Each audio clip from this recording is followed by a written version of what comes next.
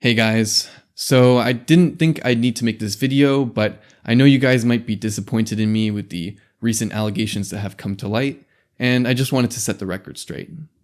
Yeah, despite hating on it in my previous videos, I've been playing a lot of CAS. See, I recently broke into high tier with Germany, and I've been playing a lot in the 8.0 to 10.0 BR range, and since I hate grinding ARB, I bought the G91 so I could still have a CAS option. Yeah, okay guys, I know, the snail broke me. After that, through just playing normally, I unlocked the Allouette II helicopter, and I tried taking it into helicopter PvE, which was just awful. I couldn't even get to the AI targets before my teammates would kill them all. I almost gave up on it, but then I did some testing in the training range and figured out how to use the guided missiles. At this point, I was really interested in the other helis and wanted to make a heli video, so I bought the Mi24 HFS 80 during one of the more recent Golden Eagles sales so I could get a more rounded view of helicopters, and so I could take a helicopter into some of my higher tiered matches. But now I'm just kind of rolling that helicopter video into this high tier CAS video, so there's that. But despite using all this CAS, you know what? I'm not sorry. In fact, I stand by what I said that CAS at 4.0 to 7.0 is really annoying. But I actually think that CAS is balanced okay on average at high tier. Like, the G91 can be a bit trolly with the Nord missiles if you get into a full down tier where there aren't many missile-based SPAAs, but with its BR being at 8.7, you mostly get up tiered anyway, so it lacking flares kinda balances it out. The only way to avoid anti-air missiles with this thing is to either get lucky or cut the engine and sacrifice some of your Nords to draw them away. And that still often doesn't work because a follow-up missile is usually already heading your way by the time you dodge the first one. It's still a bit cheesy to kill tanks that can't fight back against you, but I think the cheesiness factor is balanced out by needing to manually guide your missiles in very accurately with your arrow keys to get a kill. Like, besides against open tops and some very lightly armored vehicles, you need to get direct hits to do any real damage.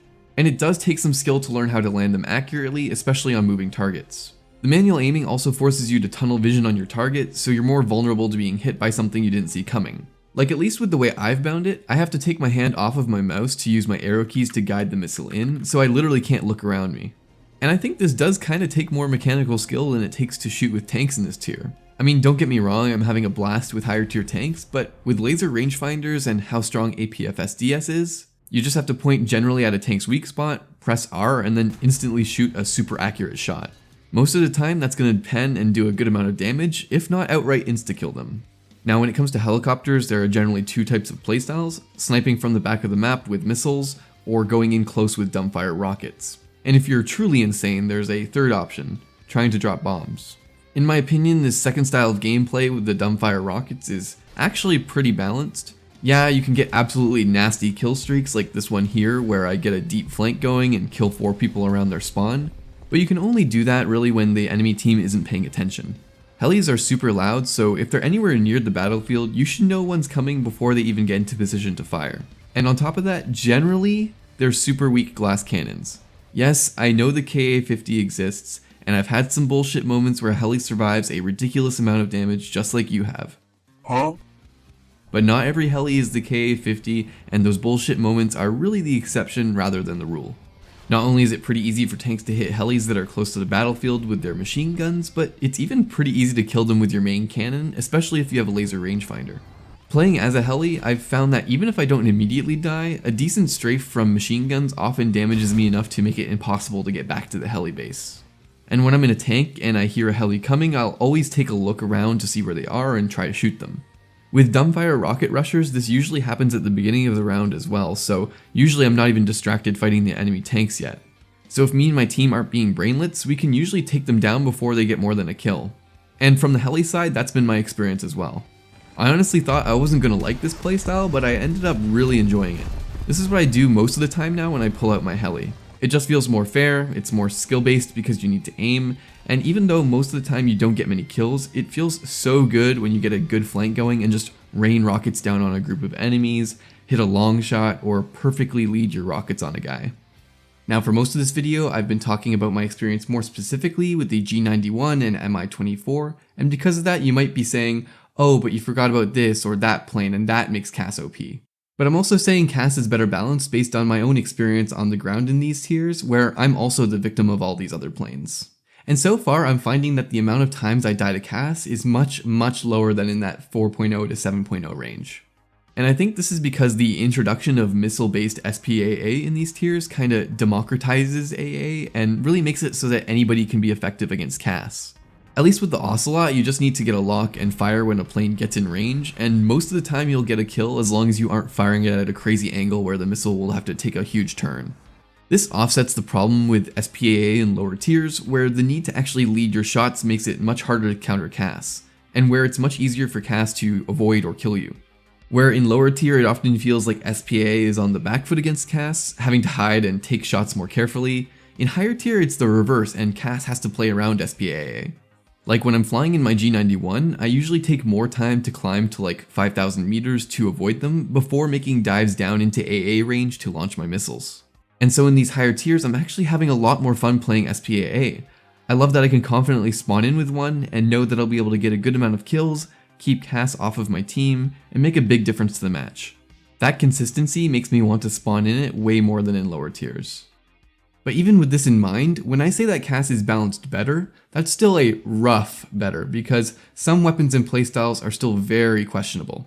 Like that first style of helicopter gameplay I mentioned a few minutes ago where you're just sitting near the heli spawn and sniping with manually guided missiles from 3 to 4 kilometers away.